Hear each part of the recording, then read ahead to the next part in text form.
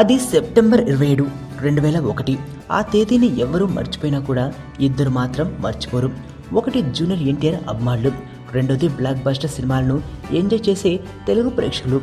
అప్పటి వరకు TV సీరియల్స్ను direct చేస్తున్న శ్రీ రాజమౌళి అనే దర్శకుడు కె రాఘవేంద్రరావు పర్యవేక్షణలో స్టూడెంట్ నెంబర్ 1 అనే సినిమాను తీసి ఆ రోజున రిలీజ్ చేశాడు. సినిమా అతిపెద్ద బ్లాక్ బస్టర్ అయిపోయింది. ఆ తర్వాత నుండి వరుసగా అవే బ్లాక్ బస్టర్స్నే తీస్తున్నాడు రాజమౌళి. ఒక పక్కన ఆ సినిమాతో జూనియర్ ఒక మాస్ హీరోగా ఎదిగిపోగా, మరో పక్కన రాజమౌళి మాత్రం సింహాద్రి ఛత్రపతి, సై విక్రమార్కుడు, మగధీర మర్యాద రామన్న, ఈగ, బాహుబలి వంటి సినిమాలతో అలరించేశారు. అన్ని హిట్లే, అన్ని డిఫరెంట్ సినిమాలే. మైండ్ బ్లోయింగ్ ఇంటర్వెల్ బ్యాంగుల నుండి విభిన్న యాక్షన్ సీక్వెల్స్ తీయడం రాజమౌళికి సొంతం. సరిగ్గా ఈ రోజుతో స్టూడెంట్ నెంబర్ 1 సినిమా విడుదలై 15 సంవత్సరాలైంది.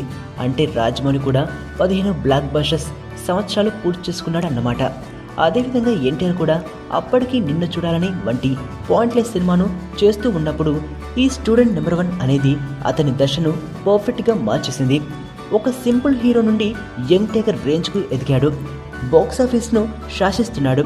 ఈ సందర్భంగా ఇటు రాజమౌళికి అటు ఎన్టీఆర్కు మా ఫిల్మీ ఫోకస్ తరపున శుభాకాంక్షలు.